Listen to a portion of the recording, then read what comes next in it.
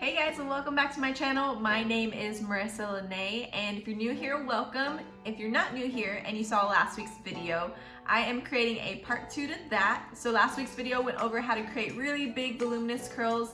Today's video is going to go over how to create the most definition and reduce frizz. Because as curly girls, we know the frizz can get way too out of control. But I've just compiled a list of tips and tricks that I've learned over the past few years. I've learned them from Instagram, from YouTube, my own trial and error, which there's been a lot of, but I've compiled them all here for you guys, so hopefully you find them useful. I am going to go re-wet my hair. It is clean. I washed it out last night. I just want to be able to show you guys as I go along the tips and tricks that I'm showing you. So I'm gonna go do that. But if you haven't already, please hit the subscribe button down below and let's get started. Okay, so tip number 1 is going to be style with your hair very wet. So my hair isn't dripping wet, but it's on the verge. Like it's pretty wet right now. So when your hair has frizz, what it's pretty much telling you is that it needs more moisture. So the best kind of moisture to start off with is just good old normal water, and then you can add moisture by using very moisturizing products. It's also going to help with definition because your curls are going to stay in larger clumps and they are going to tend to stick together a little bit better. Okay, so tip number 2 is going to be, again, which products you use. To create less frizz and more definition, you're going to want to get a very moisturizing product to start off with so you can get a really good leave-in, or me, myself, I like to use a really good curl cream. The reason I'm using this is because I like to use a good medium hold cream when I'm going after more definition, so I know this works really well for my hair type. And then I'm going to pair that with the medium to strong hold gel, which is the Not Your Mother's Curl Talk Sculpting Gel. You don't necessarily have to use the same products from the same line, but definitely test out that they work together. Mix both of them in your hand before just to make sure that they don't get clumpy. If they do, it'll create the same results in your hair, so flaky hair. So I know these two mix really well, and I know this one has really good moisture and this one has really good hold. So if I'm trying to achieve more definition, I wouldn't use a mousse, just because I know it's not gonna really hold my curls together, help really shape that nice S or spiral curl. You can use a leave-in, but I just feel for my hair, it's on the thicker side, so it doesn't give me enough hold. Now that my products are distributed throughout my hair, next tip is going to be use a styling brush whenever you are styling your hair. So my favorite, I mentioned it before, is the Denman brush, but you do not need a specific type of styling brush. So I have a couple here that I interchange just depending on what type of curls I'm going for. So I have here just it's a detangling brush, but I've also used it to style. And then I have another brush from Sally's that is pretty much a dupe of the Denman brush, but I have a couple of rows in here removed to go after a different type of curl pattern. But really what a styling brush is gonna do, it's gonna make sure that all of the products that are in your hair are distributed evenly, and it's going to help your curls clump together. So when I'm going after really uniform type curls, I definitely have to have a styling brush just to get the results that I want.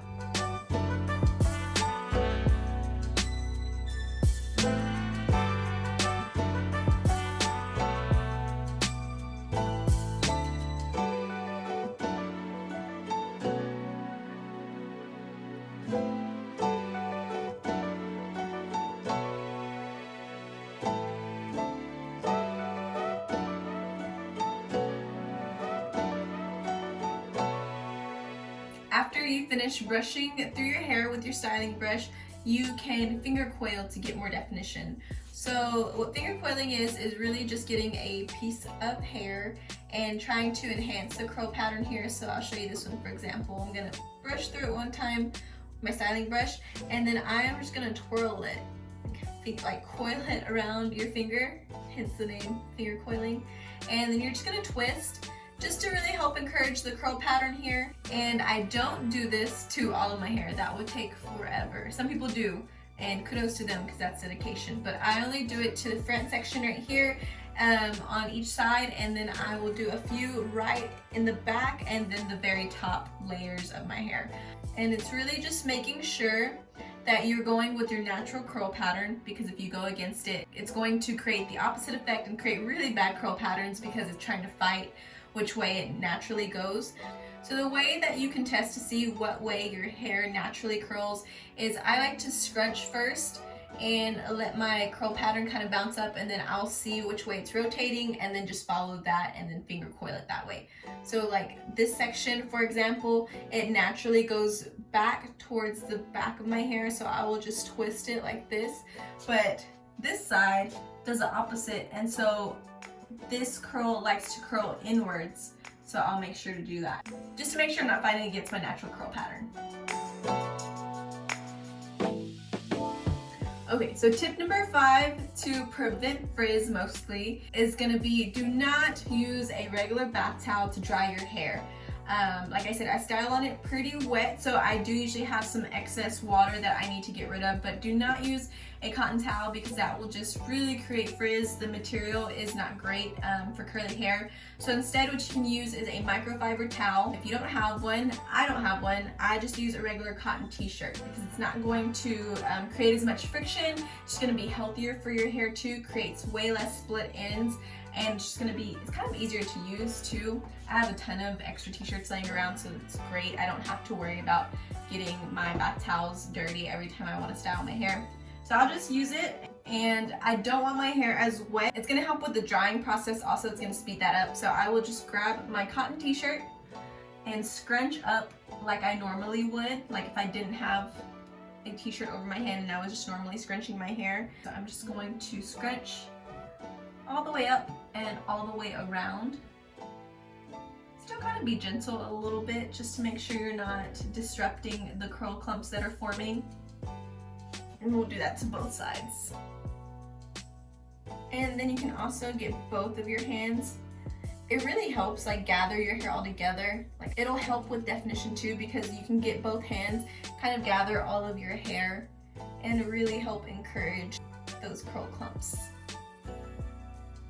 I like to do it until my hair feels a little bit damp, but I know there's not going to be any excess water dripping from my hair. But I am just going to repeat the steps for the rest of my hair, and then I'll be back with the next tip. Okay, so now that I am done with all of my hair, I put product in all of my hair, I raked it through, finger coiled, and then scrunch. I am going to diffuse, and I've shown you guys this blow dryer before. It's just my old Revlon, had it for a few years. I use the settings warm, and then I do high speed, and I will go in every now and then and do the cold setting, which is right under here. And I will hover diffuse, which means I'm not going to touch my hair at all. In order to prevent frizz, you do not want to put your fingers in your hair after you're finished styling. So now that I have it like I like, it's all scrunched, it has enough product in it, I am going to keep my hands away from my hair. So I'm going to diffuse. I'm going to start at the crown of my head and then work all the way down because my ends do tend to dry a lot faster than my roots. Once it's about 85 to 95% dry, then I'll go in and work the diffuser into my roots just to give it a little bit more volume to make sure it doesn't fall flat. And that's what I'm going to do right now.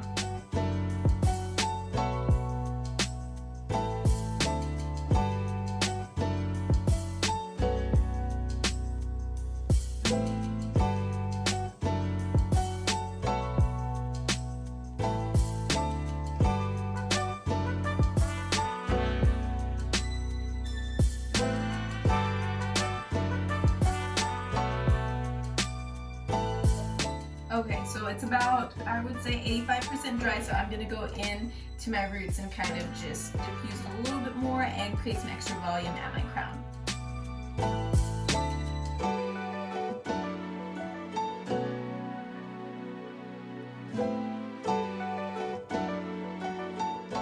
Okay, so I'm all done diffusing and my hair is about 95% dry. So next step is going to be to scrunch out the gel cast that I have, or also known as scrunching out the crunch.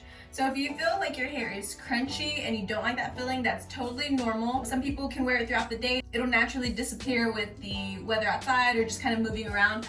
but I don't like for my hair to feel crunchy. So what I do is I scrunch it out, but wash your hands first, because your hands, if you notice, they might feel a little sticky if you haven't already washed them from the products just being dried up on your hands. You don't want to pull any strands away from the curl clumps. It's just going to create more frizz and break up the curl pattern that's already set. Either that or use a very lightweight oil. I don't use oil because it tends to weigh down my hair. I can only use oil if I'm refreshing my hair. So I will just give my hands a good wash and then make sure they're super dry. Then I will go ahead and break up this gel cast that I have in my hair. Okay, so the last tip is going to be to make sure that you get your split ends trimmed regularly. So I get my split ends trimmed around every 5 weeks or so. You can do it sooner or longer, just depending on your hair health. But split ends can definitely trick you into making you think that your hair is frizzy when actually they are just, being split from the bottom. It tends to look a little bit dry and scraggly. So I like to trim anytime I see that my curls are not holding any definition towards the end of my hair. That's when I know, okay, needs a trim, needs some cleaning up there. It's just gonna make your hair look overall a lot more healthy. So yeah, that's the last tip for you guys. These are my final results. I think it looks pretty good, if I do say so myself. Definitely looks a lot different than last week's hair, just because of the products that we used and the styling techniques. So play around, figure out what you guys like, but this is how I reduce frizz and create more definition in my hair. But if you haven't already, please hit the subscribe button down below, and I will see you guys next week.